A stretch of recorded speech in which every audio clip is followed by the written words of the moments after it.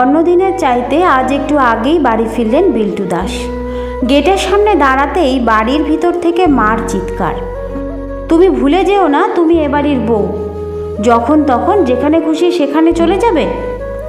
দরজার সামনে দাঁড়িয়ে রইলেন বিল্টুবাবু। মনে মনে ভাবছেন, আজই তনিমার সাথে মার ঝগড়া করতে হলো, দিনক্ষণ আর পেল না।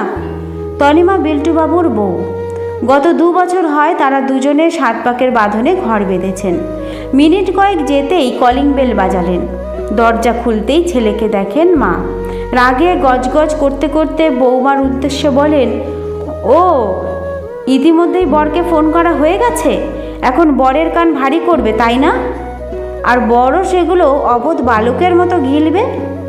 যত লক্ষ্মী ছাড়া বউ আমার সংসারে এসেছে। বিল্টুবাবু চুপ না থেকে ঘরে ঢুকে জামাটা হ্যাঙ্গারে ঝুলাতে ঝুলাতে বললেন, তনিমা কোথায়?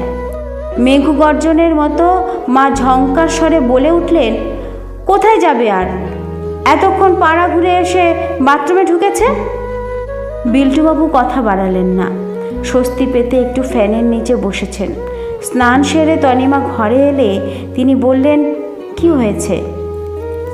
ও কিছু না, তোমাকে যা যা অর্ডার দিতে বলেছি সব ঠিকঠাক দিয়েছো? তুমি তাড়াতাড়ি রিঙ্কুকে ফোনটা ধরিয়ে দাও তো, আজকের অনুষ্ঠানের কথা জানিয়ে দিই, যেন সন্ধ্যার আগে সে চলে আসে। ফোনে কথা বলতে দেখে শাশুড়ি আবার চেঁচিয়ে চেঁচিয়ে বলতে লাগলেন, ও স্বামীকে তাড়াতাড়ি ডেকে এনেছো কানে মন্ত্র দেওয়ার জন্য, আর এখন নিজের মাকে ফোনে ফোনে সব নালিশ করছো, হতচ্ছাড়া কোথাকার। শাশুড়ি ঊর্ধ্বসীমা অতিক্রম করে তনিমাকে যাচ্ছে তাই বলে যাচ্ছেন, কিন্তু তনিমা একটি বারও কোনো কথা বলল না।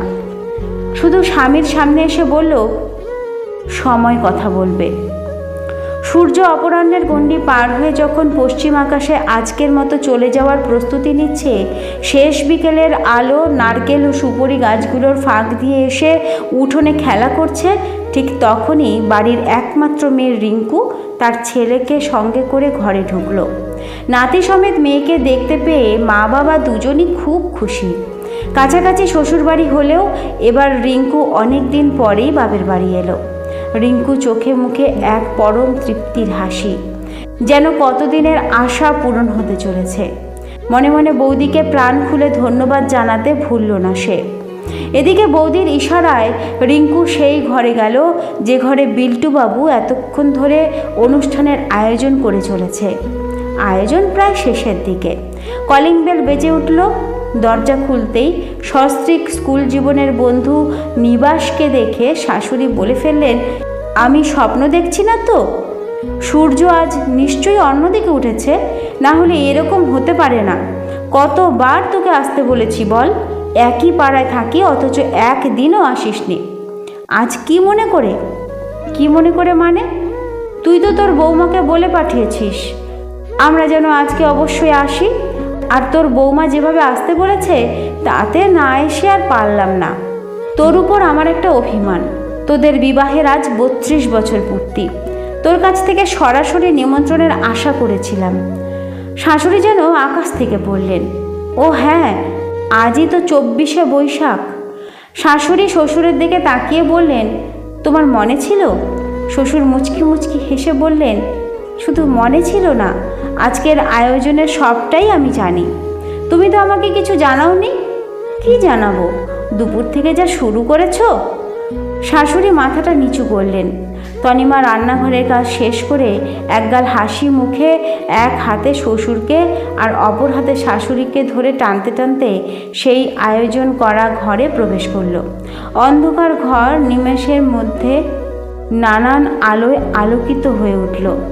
টি টেবিলের উপরে রাখা একটি বড় কেক, কেকের উপর লেখা হ্যাপি অ্যানিভার্সারি মা ও বাবা। দেওয়ালে রং বেরঙের স্টিকার জলজল করছে হ্যাপি অ্যানিভার্সারি এর লেটারগুলো। দুজনের গলায় রজনীগন্ধার মালা পরিয়ে দিল তনিমা।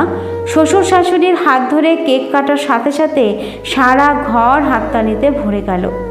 তনিমাও অন্যান্যদের সাথে গেয়ে উঠলেন হ্যাপি অ্যানিভার্সারি।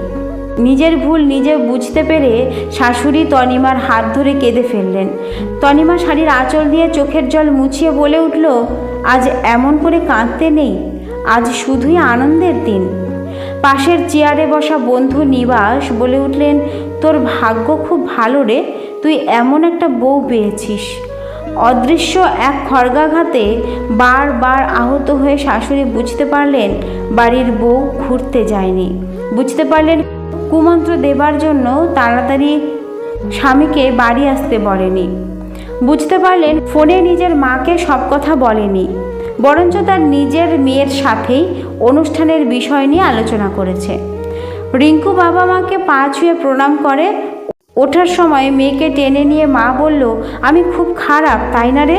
তোরও তো ছেলের বউ আসবে, তুই কিন্তু আমার মতো হয়ে না বুঝে না শুনে না দেখে ছেলের বউয়ের সাথে ঝগড়া করবি না কিন্তু।